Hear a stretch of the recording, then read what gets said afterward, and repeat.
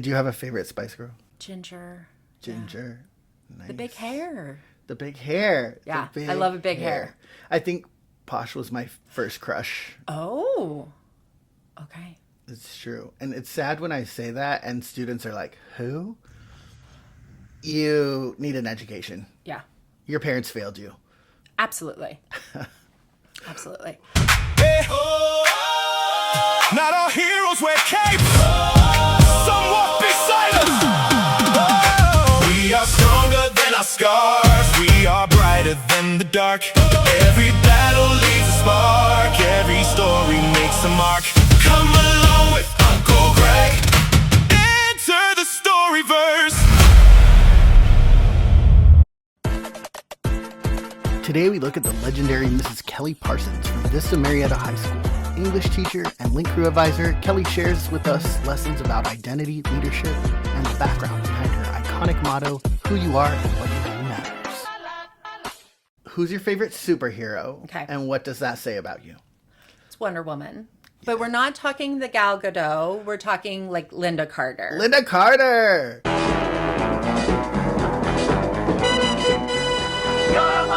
Wonder Woman. Bigger the hair, closer to God. I love it.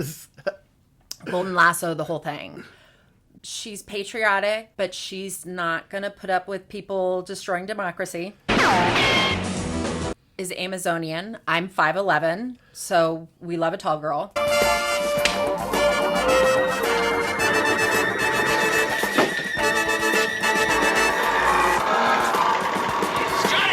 Those superpowers are embedded in who she is, and I feel like that's true for myself, is when I show up, I'm gonna show up. You're Wonder Woman. Little side note, little hint too into your identity, I think, is that Linda Carter is Latina. Oh, I don't think I knew that. Did you not? I mean, if I really went back through my brain, but yeah. I think it's something that I discovered not that long ago. Yeah. But I also feel like how interesting for you, the Linda Carter Wonder Woman, of all things, that people may not know that she's Latina. Mm-hmm. And that also applies to you. It does. Tell me about that. So, on my mother's side, my grandparents immigrated from Panama. And there's indigenous blood on that side. There's Greek blood. There's French. But my grandmother's first language was Spanish. And spoke it until she died at 94 years old. And the complexities of having Hispanic heritage, but being 5'11" and tall and blonde, were not part of my identity growing up. My mom's nickname was like Blanquita, like she was the pale one. And even in Southern California, my grandmother faced a lot of racism and so didn't speak Spanish in the home.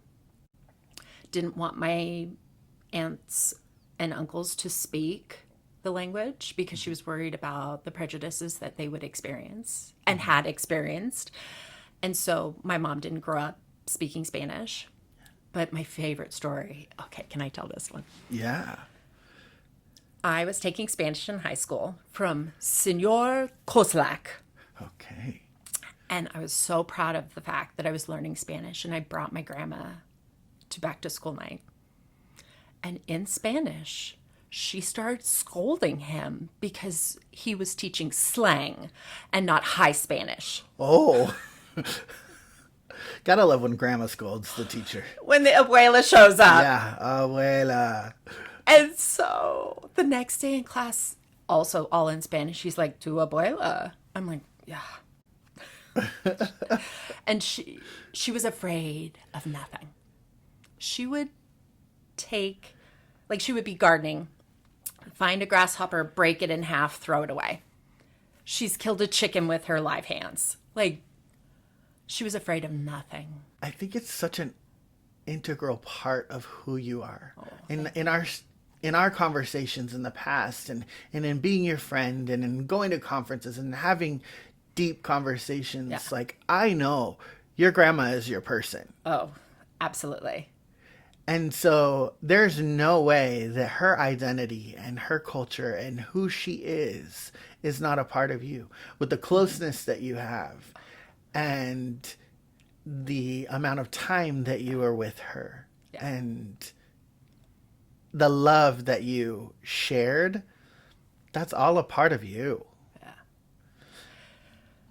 I mean, it starts at my birth because I'm named after both of my grandmothers. Mm-hmm. My legal name is Markella, which is Greek on my mother's side, and Jean, who was a teacher on my father's side. Mm-hmm. So those women are with me in every heartbeat. If I didn't have that, I would not be where I am, because they were my first teachers. I want to hear too your story about how you evolved and to show that more at school. Because I think that there was a time, correct me if I'm wrong, where it was not difficult to talk about, but you maybe had a difficult time navigating how to talk about it. Yeah. Oh, absolutely. And I think part of it is our conversations that we've had. You know, there was that CATA down in San Diego where it was like, show your culture. And I was nervous because I was like, well, I don't look Hispanic. I don't necessarily identify as Latina or Panamanian at first glance. Mm-hmm. But when I think about it, we had arroz con pollo on Easter. I didn't know people had ham. Like plátanos, like all of the cooking, the paella of it all. Like, I didn't realize that growing up, people had bland food. And so, you know, when I would talk about that in my classroom, some of my Latino kids would like kind of pop up and look at me and be like, what's your story? Mm. And then you kind of gave that permission giving of like, no, it's okay. You don't have to look like that.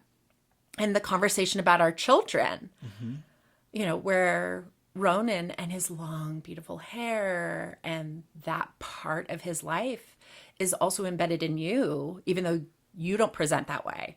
Mm-hmm. And I thought about my children and I was like, of course I want them to know. We call her grandma because she was the great grandma. Yeah. And I was like, Grace is my grandma. Like, we as a family say all the time, thank goodness they were alive at the same time, because we would have thought she had jumped into somebody's body. Yeah. I love that. She has been a Spitfire since the day she was born. Day she was born. And those two, holy cow, they would have been unstoppable together if, you know. But 94 years, I said to my students, because she had a major stroke and then passed. And I said, of course I'm sad, but I can't be angry. I got so much time with her. I called her all the time.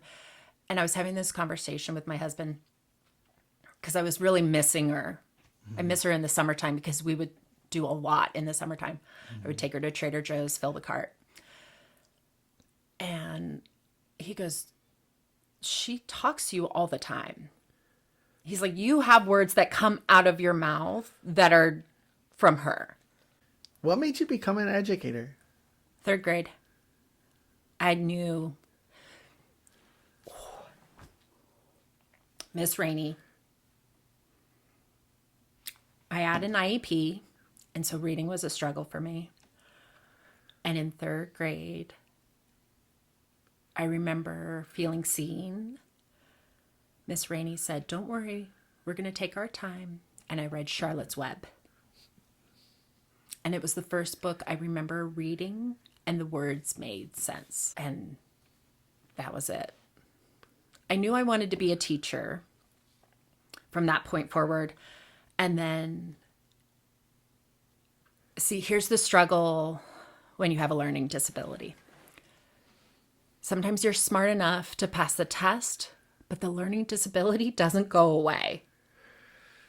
Like, people are like, oh, you're cured of dyslexia. No.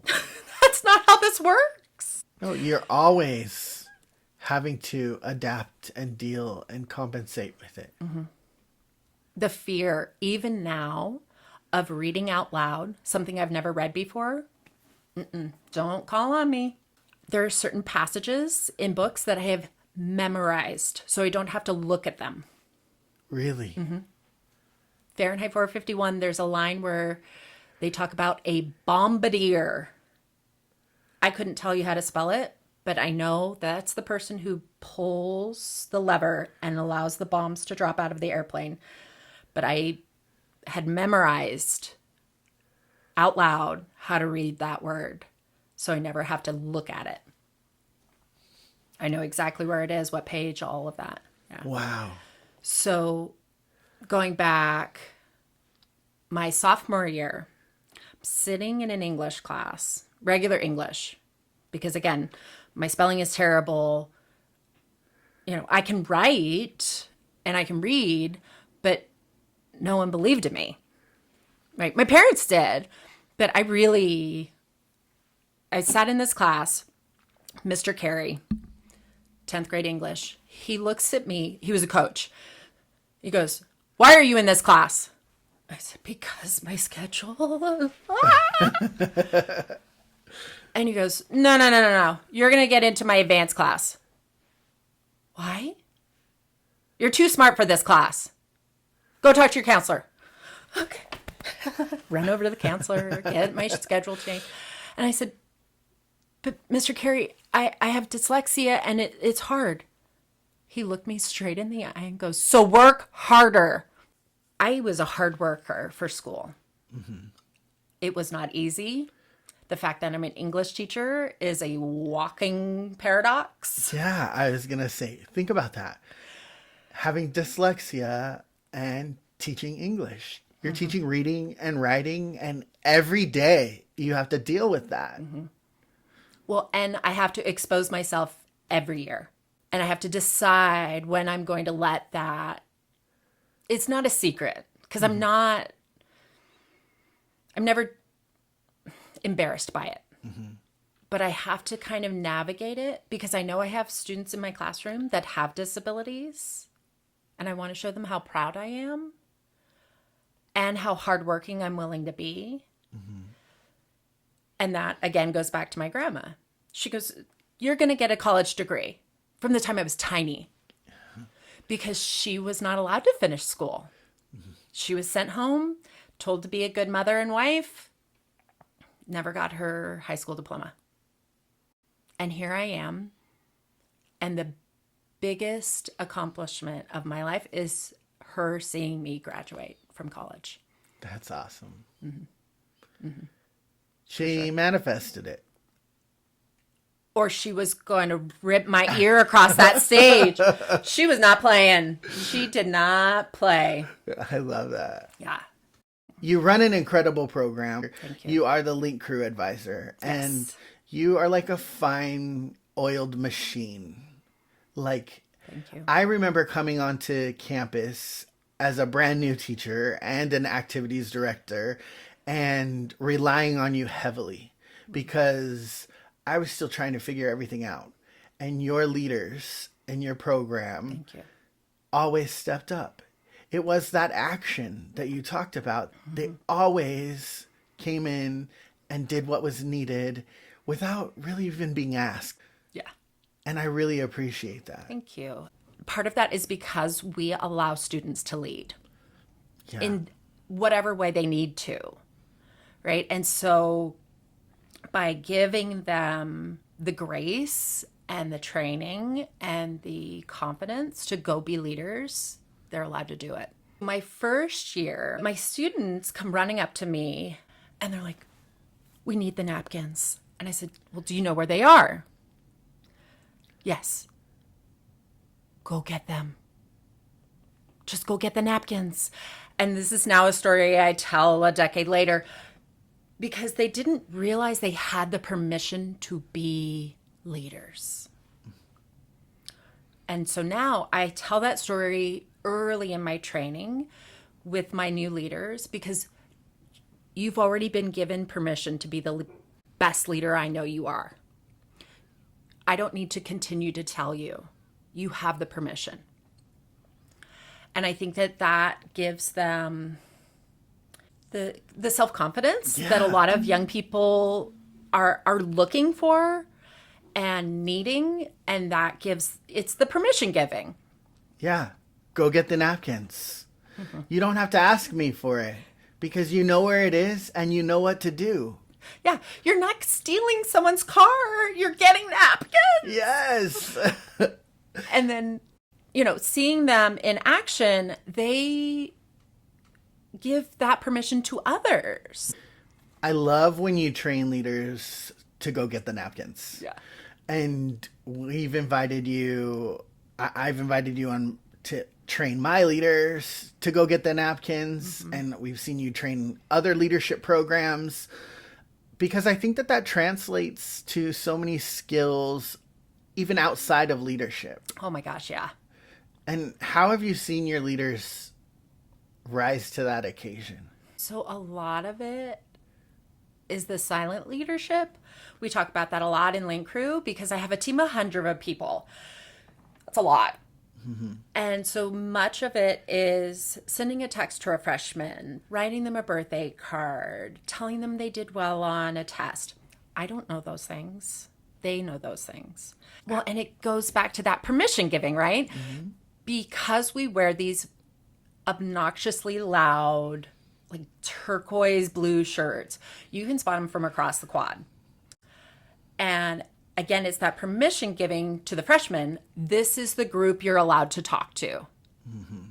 They're always safe. They have the napkins. Yes, they do. And so it was a big adjustment my very first year because it was just going from Navy to you can spot us from a mile away. Yeah, baby. That's what we need. Yeah. We need to see who you are. Mm-hmm. Because who you are and what you do matters. This is my favorite saying that you have coined. This is you. When I think of Kelly Parsons, I think of that phrase, who you are and what you do matters. How did that come to you and how did that become your leadership mantra, the lesson that you teach your students year after year after year? Because I knew I loved student leadership and I wanted to be involved. So my very first year teaching, Mr. Mike Pattison. Mm-hmm. Legend. Just take a moment for Mike Pattison and Kata. So he saw something in me and invited me to be a class advisor in 2005 to 2009. One of those years, I was at Kata, and I heard someone say, who you are and what you do matters. I wrote it down and promised myself if I was ever going to run my own leadership group, that was going to be our mantra. That's the only thing I need you to know, that you matter. And they do. Your leaders make a difference. But it's beyond just leadership. I think that you instill that in every student. It's in your classroom, that phrase. And when you talk to students, you say who you are and what you do matters. Well, especially because so many times young people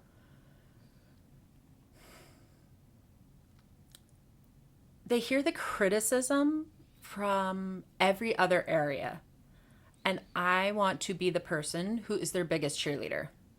I tell my leaders and my students, I don't leave your life until you need me to go. Mm-hmm. Yesterday, I texted somebody happy birthday. She has not been in my classroom she's turning 29. So she has been gone a long time. I was like, Haley, happy birthday. We have a special birthday song. So I texted out this special birthday song. And I love that. Yeah. I love that. I identify with that so much.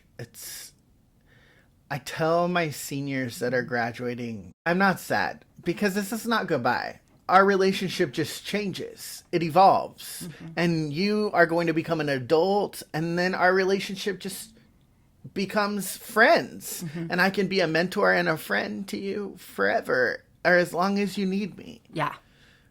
What do you think is your superpower, your real life superpower? I can make anybody a leader. I tell my students, I can turn anybody into a leader. If you want to be a leader, I can show you how. I can give you the tools, but it's your choice if you want to use them. I think a common misconception, and I've said this before, is that teachers think that leadership students are already leaders or already have all of the skills. No. They're the cream of the crop, so they should rise to the top. They should. Look at you throwing down bars. But they don't. No. And I love that your superpower is like, I can teach them. They're not there yet, though. Oh, God, no.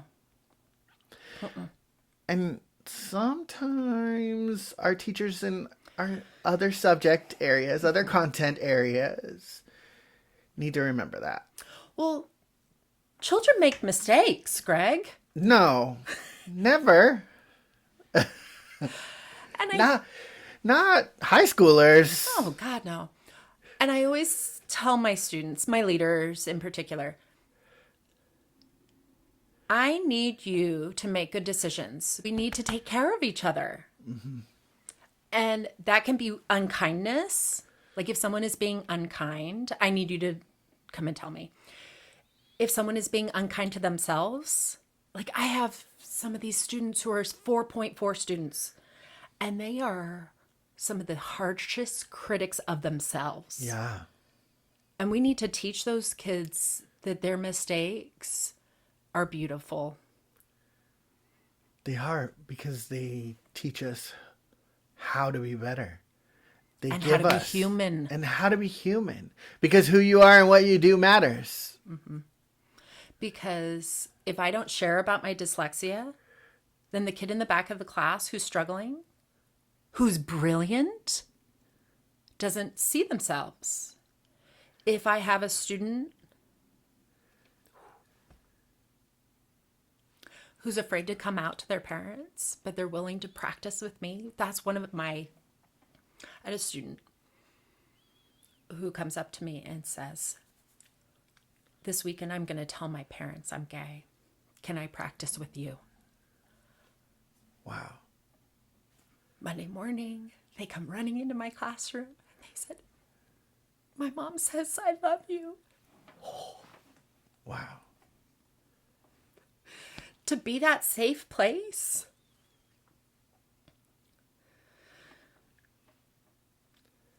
A lot of times people don't understand that. There's a lot of stuff in the world. Yeah, there is. Right now, because people don't understand that role that teachers play or often play. That it's not to anyone's detriment. Right. But can I practice? Yeah. Because that's what school is. I mean, it's practice for life. And I've told my students to make the mistakes here. Oh, man. But this is where the safety net is. We have to hope that something sticks. I know that 99% of my students are not going to be English teachers, much to my sadness.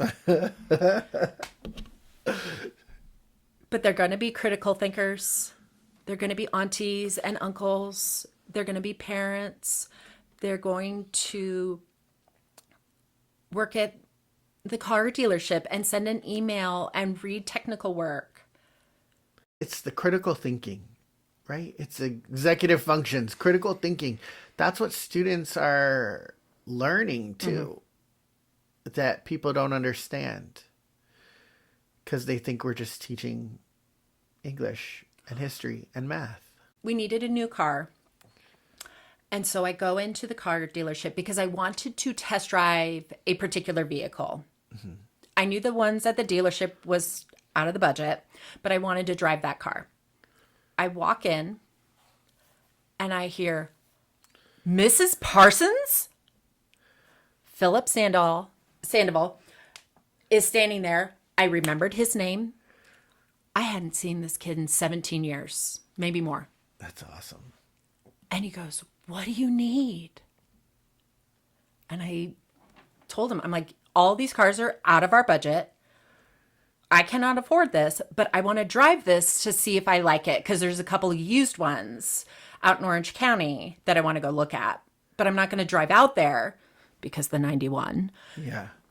If I'm not into it. He goes, let's drive it. There was no pressure. He goes, how's Mrs. Chesler? How's Miss Carrillo? How are they? Tell them I love them. Here's this grown man with 2 children. And he's like, I remember you were kind to me. And now I get to repay that. Who you are and what you do matters. Because people remember. I love Maya Angelou. So my signature on my email is when you know better, you do better. Mm-hmm. And people won't remember what you said, but they will remember how you made them feel. Yeah. And that is true. Of all of the things that we've talked about today, for someone listening to your story, what do you hope is their big takeaway? Who you are and what you do matters. It's what I want my legacy to be. That my heart for others, my compassion, my work ethic, that my husband says is too much. Can't stop, won't stop. That you matter. You matter so much. And that your life is so important to me. And Kelly, you have instilled that in countless students now over the years, not just in leadership, but in everyday classes, in your English classes. I immediately recognize who you are and what you do matters. It's something I've shared this is, Mrs. Parsons says who you are and what you do matters, but you make people feel like they matter. I hope so. And I'm really grateful for that lesson that you've taught me. And I hope that people do take that lesson from the stories that you've shared today. Yeah. This is Enter the Storyverse, where ordinary people become main characters. And I'm really grateful that we got to step into your story. Thank you so much. Enter the Storyverse.